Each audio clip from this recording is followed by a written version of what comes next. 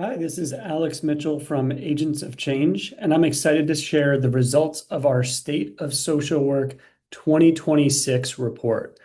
So, for folks who have followed Agents of Change for a while, you'll be familiar with this report. This is something we do at the end of every year by surveying hundreds of social workers about various topics related to the career of social work and the field and how it's changing, new and emerging trends, how they're feeling about social work, and more. So we're really excited to dive deep into this year's report. So just by way of background, these responses were collected at the end of 2025. So in December of 2025, they were collected from both people who are familiar with Agents of Change, as well as other people who responded to this share of this report or of this survey on social media. So it's a mix of participants.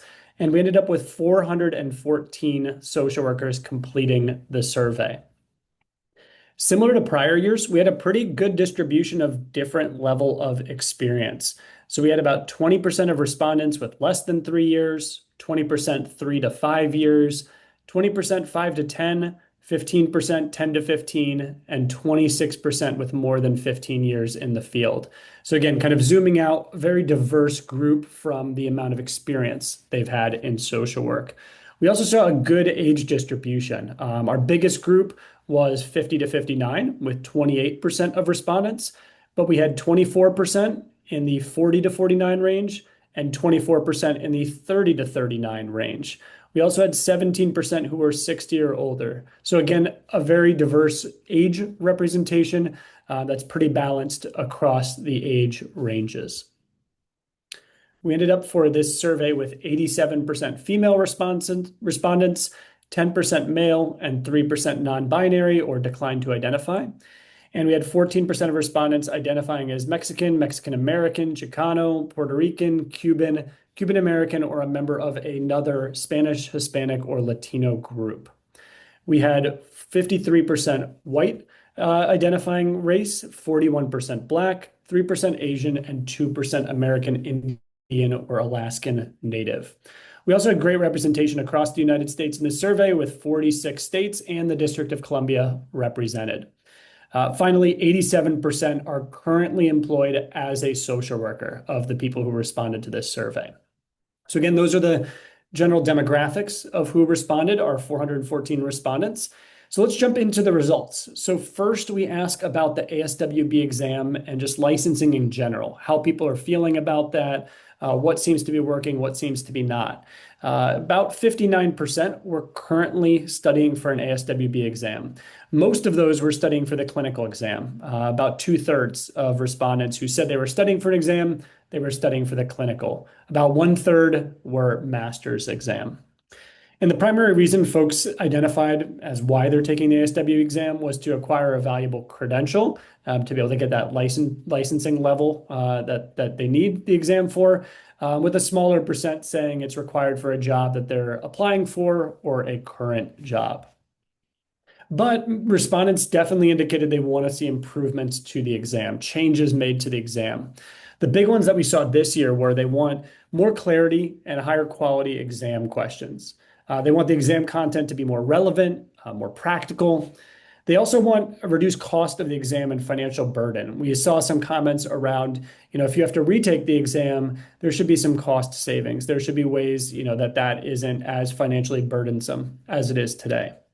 People also wanted some increased accessibility and flexibility in the format of the exam, as well as more information and transparency around the scoring and standards. Similar to prior years, we saw almost half of people say that their university or college did not really prepare them or only somewhat prepared them for the ASWB exam. We talked about this a lot last year, but this is definitely, we see something that, colleges, universities need to do better is prepare their students for the ASWB exam rather than the students kind of being on their own after they graduate. So again, only 44% said they did not get prepared or only were somewhat prepared by their college or university for the ASWB exam. Moving on to social work careers. One thing that we always marvel with is all of the different ways that people are applying social work into different careers. So I believe last year we had about 200 different types of social work careers mentioned. Some of these were pretty specific, some were more general, but about 200. This year, we had 274 different types of social work careers mentioned. The most common this year were, clinicians in private practice with 35% of respondents, medical or hospital work with 23%, child and family with 12%, and case management with 12%. From there, all of the other categories were pretty small, a few percentage points at most. So again, private practice, medical hospital, children and family, and case management were the largest ones we saw this year. Community also was quite a bit bigger than it was in prior years, with about 15% of respondents. One interesting change in this state of social work survey compared to last year is we saw a decrease in respondents who said they were either somewhat likely or highly likely to change jobs in the next 12 months, meaning more people are kind of choosing to stay put. They're sticking with where they're at. They're maybe waiting for a job market to improve. They're maybe waiting for other signals to indicate it's a good time to look for a job. So more people are staying put this year than we've seen in prior years. But for the people who are likely to change jobs, higher salary is clearly the big motivator. So 58% of the people who are looking to change jobs are doing it to earn a higher salary. Much fewer people are looking for lower levels of stress with 17%, or more flexibility in work hours with 11%. Of the categories that are most likely to change jobs, substance abuse and addiction was the big one that we saw. The least likely was folks who work in community. Highest stress. So we ask about this one too as well. The highest stress levels reported were social workers who worked in hospice settings or substance use and addiction. And the lowest stress were in case management or private practice. We then moved on to ask about pay. Are you paid adequately for your work? And about half of social workers who replied said that they were either not adequately paid for their work or only somewhat adequately paid. And that tended to be folks who worked in case management. That was the biggest place we saw folks say that they're not paid adequately for their work.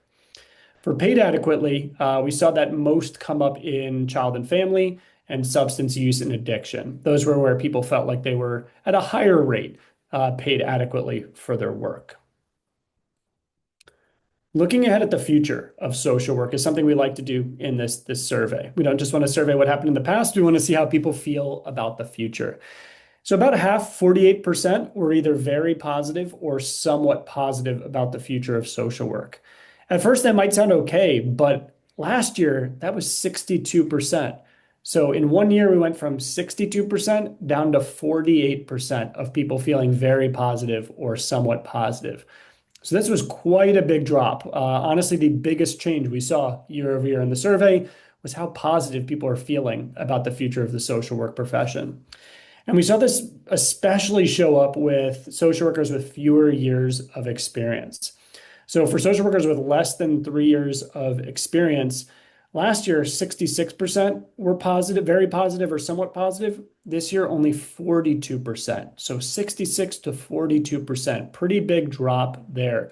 But we saw drops in almost every age bracket and the experience bracket. So it's definitely a trend that kind of is all across social work right now, is feeling quite a bit less positive than folks were last year. So for folks who felt positive, the demand for the role and job security was one of the reasons they feel positive. More focus on societal issues like mental health. They feel positive. More, potential use of unique skills and professional competencies. Those are all reasons people felt positive. The reasons they did not feel positive or they felt negative were, again, that low compensation, being undervalued financially. Also the sense of burnout, high stress, unmanageable workloads, lack of recognition, political and bureaucratic barriers, and then again, the ASWB exam, kind of those barriers to licensure, to advancement. Those were some of the biggest reasons people felt negative. This year, 2026, we asked for the second time about AI. So last year was the first time we asked. This was the second time. And what we saw is actually social workers are trending more positive on AI, where last year only 19% were very positive or somewhat positive about AI. This year it was up to 28%. So it's still not huge. Most social workers are still neutral. 42% are neutral. They want to see how this is going to play out. They might be skeptical. They might see some of the benefits. But we did see generally folks trend this year more positive on AI. They're kind of citing that, it can help with administrative work. It can maybe help with access and support for their clients, maybe even help with data analysis and delivering better service. But they're worried, right? The negative reasons are, is the human element and relationship going to erode from, social work? Worried about confidentiality, potential ethics breaches, bias, as well as, can this actually potentially cost jobs and devalue skills? So again, trending more positive, but there's still quite a bit of concern with those specific areas driving some negativity.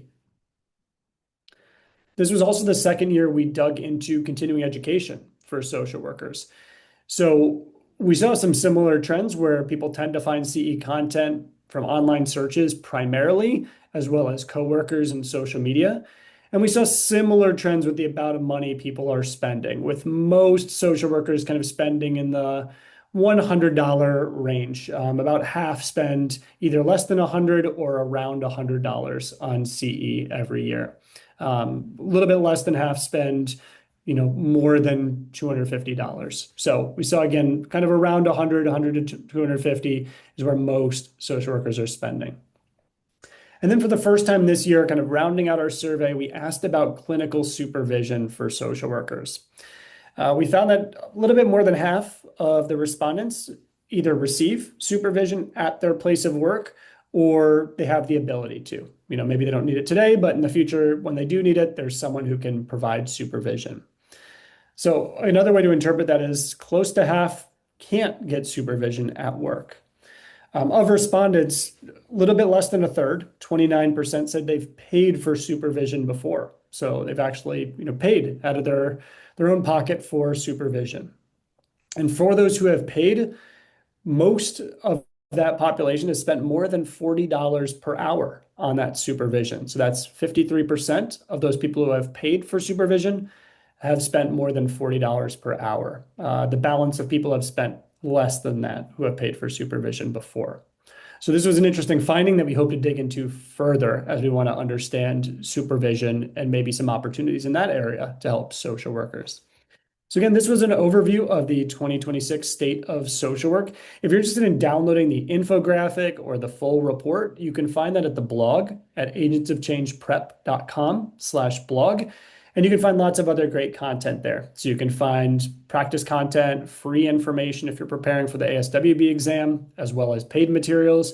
Also, if you're already a social worker and you're not preparing for a higher licensure level, we have continuing education as well. So you can find live events, you can find 150 and more courses that are approved by the ASWB on agentsofchangetraining.com, our continuing education brand.